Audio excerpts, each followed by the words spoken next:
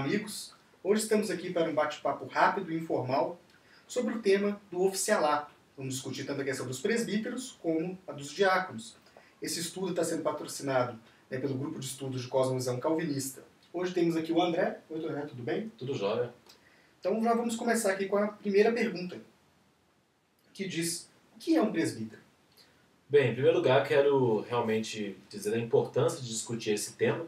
É um tema extremamente presente em todo momento para a Igreja do Senhor, para a Igreja local, especialmente para a Igreja Presbiteriana do Brasil, onde elegemos esses presbíteros para governar. E não poderíamos começar por outro lugar, senão com essa pergunta mesmo: o que é um presbítero? A Bíblia, Leonardo, coloca o presbítero, ou o bispo, ou ainda o próprio pastor, como aquela pessoa designada por Deus para orientar, para cuidar do rebanho de Deus, para cuidar das pessoas, os membros da igreja. Ele vai pastorear os membros e também supervisionar os trabalhos da igreja local. Então nós temos aí na Bíblia os presbíteros docentes, que como a nossa igreja chama, que são os pastores, e temos também os presbíteros regentes, que são os demais que compõem o conselho. O que acontece muitas vezes, nós vimos nas igrejas, é que no momento de fazer eleição para pastores, presbíteros docentes, a igreja coloca muitos requisitos, muitos cuidados. E para presbíteros regentes já não toma tanto cuidado como tem para a eleição de pastores. E nós vimos que na Bíblia isso não tem base. A Bíblia trata os dois em pé, quase em pé de igualdade. Não ameniza os requisitos para os presbíteros regentes. Então nós temos que tomar muito cuidado com isso. Inclusive a Constituição da Igreja Presbiteriana, respondendo a essa pergunta, ao dizer sobre os presbíteros, diz dessa forma, vou ler para vocês o artigo 50. O presbítero regente é o representante imediato do povo, por este eleito e ordenado pelo conselho, para juntamente com o pastor exercer o governo e a disciplina, e zelar pelos interesses da igreja a que pertencer, bem como pelos de toda a comunidade. Então perceba que o presbítero é o seu representante do conselho, representante do povo para exercer o que? A supervisão dos trabalhos da igreja e para pastorear os membros, cuidar das ovelhas. Certo, André. E quais seriam, então, esses requisitos colocados pela Bíblia para um presbítero?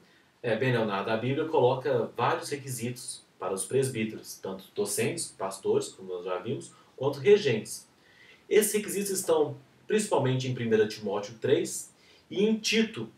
E nós temos nesses textos o total de 21 requisitos.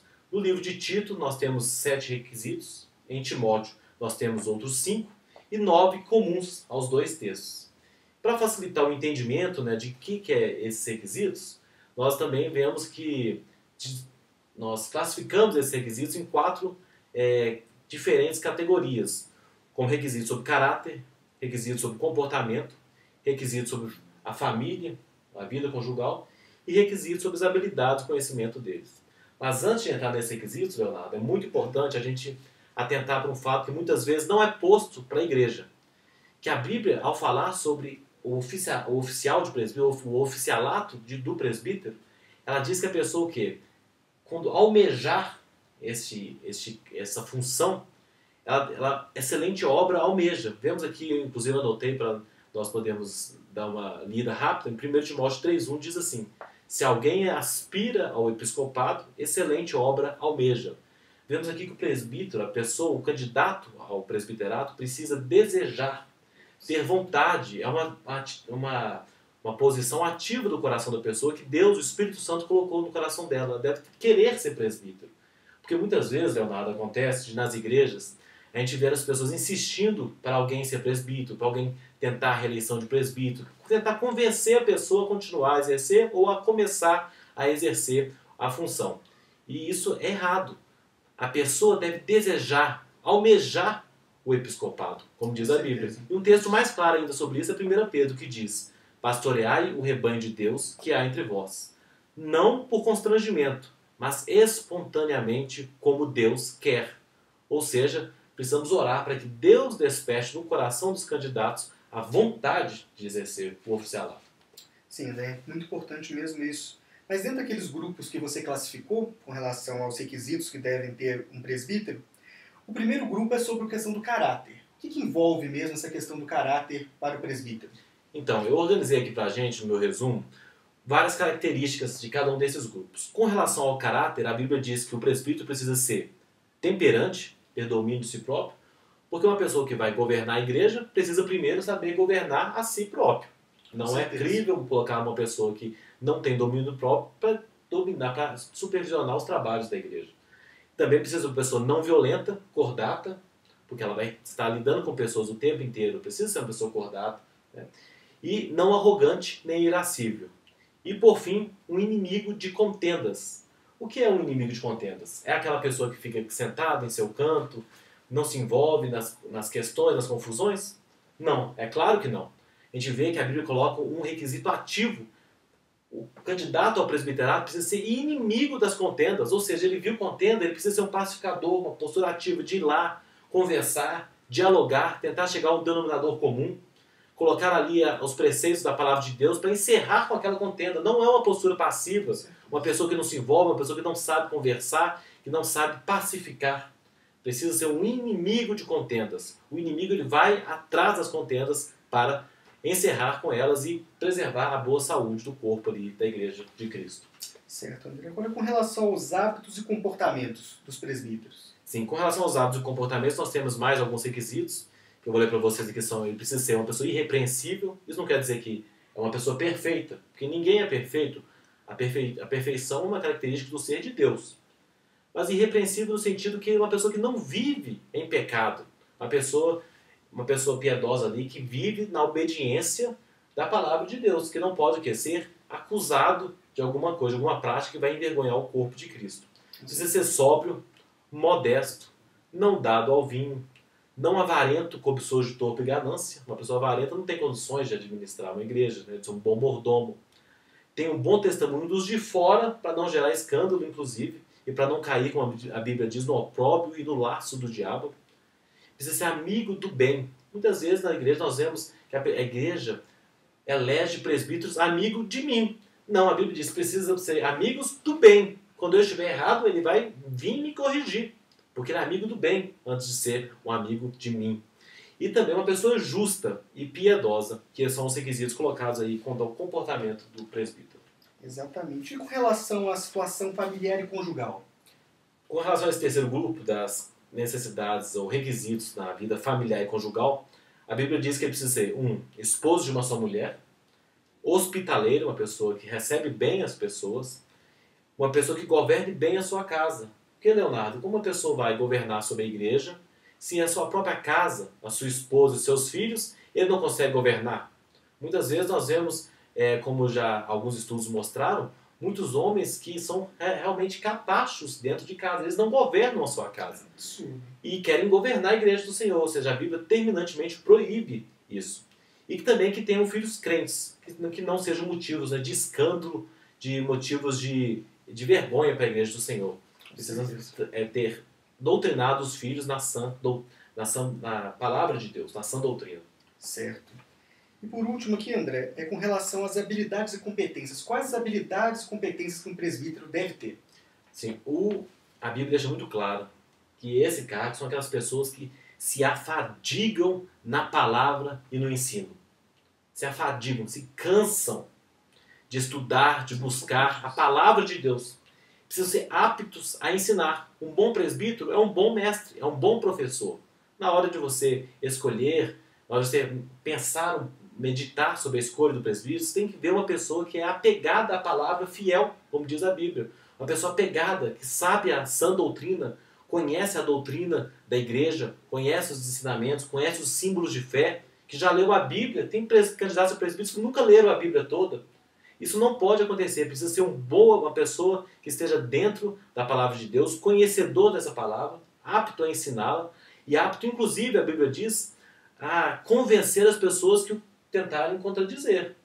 Porque esses são a linha de frente da igreja. Eles precisam saber dar respostas plausíveis, com base bíblica, às pessoas que pedirem a ele ali razões da sua fé, como dizem 1 Pedro. Também com relação a esse requisito de competências e habilidades do presbítero, a Bíblia diz que não pode ser uma pessoa neófita, nova na fé, e precisa ser um bom dispenseiro, um bom gerente, uma pessoa que sabe administrar bem ali a obra de Deus, um bom mordomo, né, que administra ali não com interesses próprios, mas de acordo com a vontade do Senhor para a sua igreja. Então realmente é algo muito importante. Inclusive tem um exemplo de uma vez uma igreja elegeu um presbítero que, perguntado no conselho quais eram os símbolos de fé da igreja, respondeu que era a sarça ardente e a cor azul. Absurdo, né? Realmente nós temos um problema muito sério. Muitas vezes nós vemos na igreja divisões, nós vemos na igreja uma igreja muito dividida doutrinariamente, porque os líderes eleitos não sabem, não conhecem a verdade da palavra, não estão preparados, aptos a ensinar a igreja e a convencer a igreja da sã doutrina, porque não a conhecem. Então isso realmente é um requisito extremamente importante para o presbítero. Ele precisa conhecer a fundo os símbolos de fé, a palavra de Deus e saber ensinar. Muitas vezes a pessoa não sabe nem falar, não sabe expor uma aula, mas quer exercer esse ofício tão importante sobre a igreja. Com certeza, muito importante. Não está apto a governar. Exatamente. Agora, com relação aos diáconos, né, o que é um diácono? O diácono também é um outro tipo de oficial que a gente vê na Bíblia, que foi eleito lá primeiro em Atos, quando os apóstolos viram que precisavam de pessoas se organizar para servir as mesas, para servir aos pobres, necessitados, as viúvas, os incapazes. Então nós vemos que os diáconos são homens eleitos entre os membros da igreja, maiores e capazes, para servir a igreja, principalmente, né, os pobres e mais necessitados. Exatamente, André. Eu tenho inclusive a Constituição da igreja, eu tenho aqui o artigo 53 que diz as funções do diácono, eu vou ler para vocês. Ele deve arrecadar ofertas para fins piedosos, cuidar dos pobres, doentes e inválidos, precisa ainda estar cuidando da manutenção da ordem e da reverência na igreja do Senhor, no serviço divino. Exatamente. E com relação aos diáconos, quais seriam então as exigências? A Bíblia coloca algumas exigências para nós aqui com relação aos diáconos, muitas delas comuns aos presbíteros. Eles precisam ser pessoas respeitáveis, sérios, pessoas que têm a sua seriedade reconhecida, porque ele, ao cuidar da ordem e da disciplina do tempo, precisa ser uma pessoa que chega, que diz o que deve ser feito, o que não pode ser feito, e as pessoas respeitem. Tem ali o respeito das pessoas, precisa ser uma pessoa respeitável. De uma palavra só, que a Bíblia diz, tem uma palavra só, convicto da sua palavra, de acordo com as Escrituras. Então precisa ser realmente pessoas também que tenham ali um bom conhecimento da palavra do Senhor. Não podem ser inclinados a muito vinho, que é outra característica colocada. Não podem ser gananciosos, uma pessoa sem ser exemplo de amor. Inclusive gananciosos, porque eles vão estar ali lidando diretamente com as ofertas. Não pode ser uma pessoa gananciosa que vai estar ali submetida a maior tentação na hora de cuidar disso. E precisa ser um homem experiente, que conhece as pessoas e o trabalho da igreja, para zelar por esse bom funcionamento dos trabalhos da igreja local. André, então o diácono ele seria como se fosse um zelador da igreja? Pois é, essa é uma pergunta extremamente importante, porque em muitas igrejas o diácono virou zelador. As pessoas, inclusive, na hora de escolher quem vai ser esse diácono, elas olham assim no final de uma festa, de um evento que teve na igreja, quem é que ficou limpando, quem é que ficou varrendo o chão, guardando as cadeiras. Aquele lá é um bom diácono.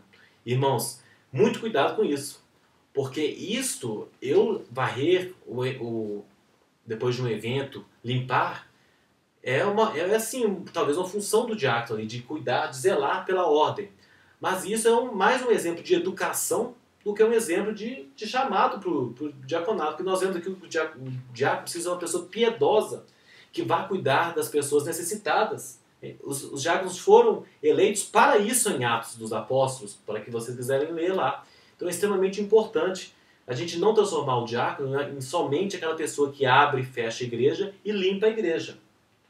Ele pode ter as funções também, mas o primordial é o cuidado com os necessitados. Tem que ser uma pessoa que tem um chamado para isso, uma pessoa piedosa, que tem um cuidado pelos pobres e demais pessoas que precisarem ali do suporte da igreja. Exatamente, André. Agora, com relação ao oficialato como um todo... Inclusive, algo que precisamos inclusive acrescentar é que se a igreja interpretar o diácono como essa função meramente administrativa de zelador, ela pode terceirizar o ofício, contrata porteiro, faxineira, não precisa mais de diácono. A gente vê que não é só isso. Não é só isso. É muito além. Eles foram chamados para cuidar das pessoas que precisam ali. Ficar atento a isso. É um ofício importantíssimo, André. É a mesma importância, né? O mesmo grau de importância do presbítero também o diácono. Às vezes as pessoas colocam num grau abaixo, sendo que isso não é bíblico, isso não tem base bíblica. O grau de importância para a obra do Senhor é o mesmo. Exatamente. Então, tratando mesmo tanto dos presbíteros como diáconos, você teria mais algum ponto para observar com relação às eleições mesmo de oficiais para a igreja? Sim, eu trouxe aqui um exemplo do artigo 114 da nossa Constituição, que é algo que nós devemos estar atentos na hora de escolher os oficiais da igreja. Porque os oficiais, antes de ser ordenados, eles devem aceitar, jurar obediência, aceitar a palavra de Deus, a doutrina da igreja, o governo e a disciplina da Igreja Presbiteriana do Brasil. Então nós não podemos eleger para esses cargos pessoas que não se submetem a essas coisas, que eles juraram e terão que jurar quando assumirem esses cargos. Eles devem aceitar a doutrina, a disciplina, o governo da Igreja Presbiteriana do Brasil. Se a gente colocar pessoas que sabemos que não fazem isso, nós estaremos levando o irmão a pecar, porque ele primeiro vai jurar em frente à igreja uma coisa que ele não vai cumprir, e segundo, que isso é extremamente ruim para a igreja. Nós vemos que em Atos dos Apóstolos, a igreja crescia porque, entre outros exemplos, que ela perseverava na doutrina dos apóstolos. Se nós colocarmos líderes que não perseveram na doutrina, que sequer conhecem a doutrina, como a igreja vai crescer? A Bíblia diz, e ia o Senhor acrescentando dia a dia os que iam sendo salvos, porque é uma igreja que perseverava ali na doutrina. Então é extremamente importante esse fato, colocar pessoas ali que vão aceitar a doutrina, o governo e a disciplina da Igreja Presbiteriana do Brasil. Ficarmos atentos a isso também. Tem muitos até que, né, discordam até do próprio calvinismo, né, André? Então isso seria algo que não estaria de acordo, né, com esse artigo. O calvinismo é um exemplo, né? Muitos discordam, mas acho os que discordam é até melhor, porque tem uns que nem conhecem o que é o calvinismo. Nem conhecem o que é o calvinismo, que é a linha teológica da Igreja Presbiteriana do Brasil. Então, realmente, irmãos, é algo muito sério. Precisamos estar atentos a isso, porque as pessoas exercem autoridade sobre a igreja, irão governar sobre nós. Precisam ser pessoas capacitadas, preparadas. Não é brincadeirinha. Precisam ser pessoas que se esmeram no estudar, buscam o estudo da palavra de Deus, conhecem a doutrina reformada, conhecem os nossos símbolos de fé. Exato. Eles estão na linha de frente da batalha ali, a liderança da igreja. Precisam ser pessoas capacitadas na doutrina dos apóstolos. Se não for assim, infelizmente nós vemos as sérias consequências que a igreja sofre com pessoas não capacitadas no governo. Exatamente. Muito obrigado, André, pelas respostas. Nos esclareceu bastante aqui a respeito desse tema. O prazer foi meu, eu também aprendi muito ao pesquisar para fazer esse vídeo.